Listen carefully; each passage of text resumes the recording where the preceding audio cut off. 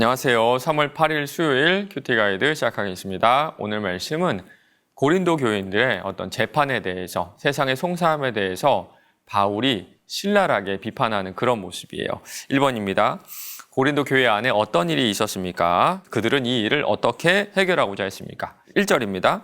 너희 중에 누가 다른 이와 더불어 다툼이 있는데 구태여 불의한 자들 앞에서 고발하고 성도 앞에서 하지 아니하느냐? 구태여라는 이 말은요, 감이라고 번역해도 괜찮습니다. 그래서 이 구절을 쉽게 번역하면요, 성도가 감히 교회 일을 불신자에게 맡겼다고, 불신자들에게 재판을 맡겼다고 이렇게 할 수 있을 것 같아요. 아마도 고린도 교회 내부에 어떤 분쟁이 있었고 이 문제가 해결되지 않자 교회 밖에 세상 법정으로 이 문제를 가지고 왔던 것 같습니다. 물론 우리 신자의 삶 가운데 세상 법정에 송사해야 될 일이 분명히 있어요. 그러나 교회의 문제를 세상 법정으로 가져간 것을 바울은 이해할 수가 없었던 겁니다. 가끔은요, 자동차에서 좀 끽끽대는 소리가 날 때가 있어요. 그렇죠? 보닛이라든지 아니면 그 핸들 앞쪽에서 작은 소리가 날 때가 있는데요. 그런 경우에 때로는 그 안쪽에 엔진에 큰 문제가 생겼던 경우가 종종 있다고 합니다. 성도들이 교회 문제로 불신자들에게 재판을 받는 것이 바로 이런 것 같아요. 불신자들에게 재판을 받는 그 자체보다 이미 그 안에 훨씬 더 심각한 문제가 있음을 보여주고 있는 겁니다. 2번입니다. 바울이 고린도 교회를 책망하는 이유는 무엇입니까? 5절 읽겠습니다. 내가 너희를 부끄럽게 하려 하여 이 말을 하노니 너희 가운데 그 형제의 일을 판단할 만한 지혜 있는 자가 이같이 하나도 없느냐? 현대 교회에 이런 일이 참 많죠. 교회에 다툼이 있고요. 그 교회의 다툼이 해결되지 않아서 세상 법정으로 이 문제를 가지고 가는 경우를 종종 볼 수 있습니다. 왜 이런 일이 발생할까요? 많은 이유가 있는데요. 하나님의 지혜가 세상의 법보다 열등하다고 실제로 믿기 때문은 아닐까요? 전 그렇게 생각을 합니다. 아이러니하죠. 지금 고린도 교회를 분열시키는 이들은 자신들의 지혜가 최고라고 자랑하고 있죠. 내가 이만큼 하나님을 안다. 내가 가진 예수에 대한 지식이 최고다. 그런데 그 가운데 이 분쟁을 판단할 만한 지혜를 가진 사람이 한 명도 없는 겁니다. 자승자박이라고 하죠. 지혜를 자랑하지만 문제를 해결할 만한 지혜가 없는 사람들. 그리고 예수님의 명예를 떨어뜨리는 일이기도 합니다. 복음이 무엇인가요? 화목해 하는 것이죠. 하나님과 우리를 화목해 하고 사람과 사람을 화목해 하는 것이 좋은 소식, 복음입니다. 복음을 가진 자들이 분쟁을 해결하지 못하고 복음 없는 자들에게 호소할 때 세상은요, 우리가 가진 복음을 무능력하다고 할 거예요. 바울은 그럴 바에는 차라리 손해보는 것이 낫다라고 지금 이야기하고 있는 겁니다. 3번입니다. 불의한 자들은 어떤 자들입니까? 바울은 이들이 어떻게 되었다고 합니까? 9절 10절이네요. 불의한 자가 하나님의 나라를 유업으로 받지 못할 줄 알지 못하느냐? 미혹을 받지 말라. 음행하는 자나 우상 숭배하는 자나 간음하는 자나 탐색하는 자나 남색하는 자나 도덕이나 탐욕을 부리는 자나 술 취하는 자나 모욕하는 자나 속여빼하는 자들은 하나님의 나라를 유업으로 받지 못하리라. 어떤 죄악의 목록들이 나오죠.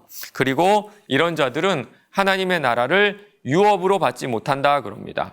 유업으로 받는다는 말은요, 상속받는다라고 우리가 이해하면 좋을 것 같아요.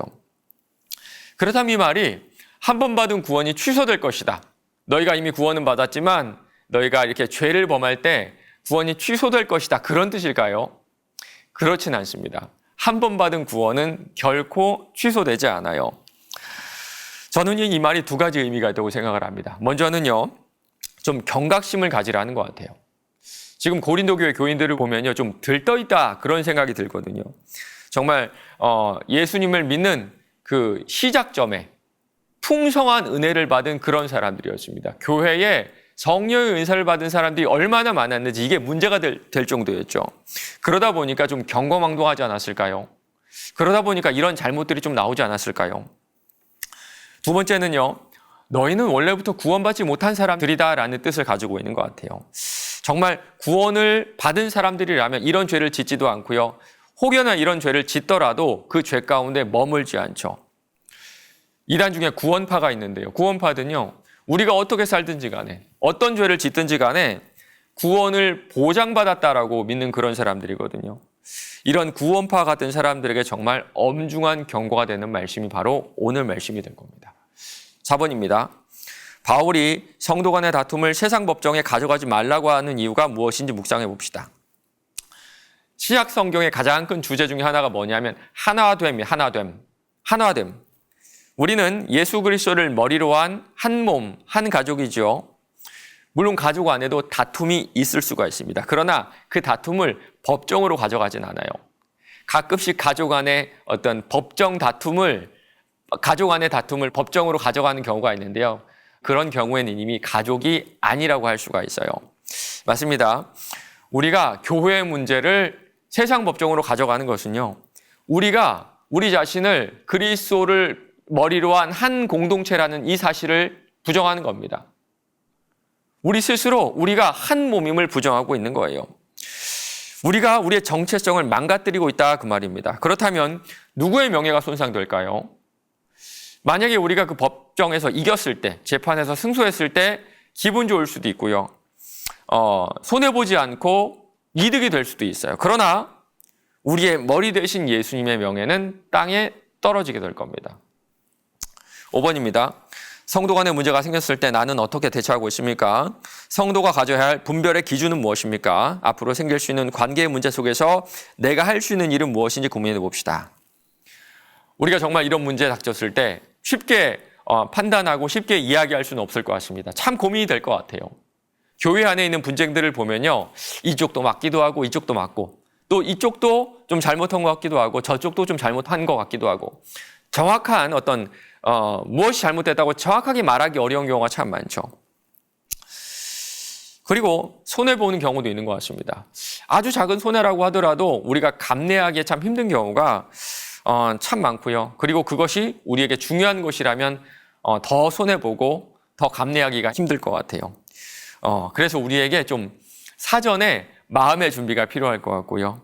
그리고 우리가 기도로서 이런 일을 사전에 생기지 않도록 예방함이 중요할 것 같습니다. 또한 가장 중요한 것은 나의 결정이 내가 아니라 예수님의 명예를 땅에 떨어뜨리는 것인지 아니면 그의 이름을 영광 돌리는 것인지 고민해 보시면 아마 이것이 가장 좋은 기준이 되지 않을까 그런 생각을 해봅니다. 오늘 하루도 하나님의 자녀라는 정체성을 가지고 주님의 명예를 지켜나가시는 저와 여러분 되시길 바랍니다.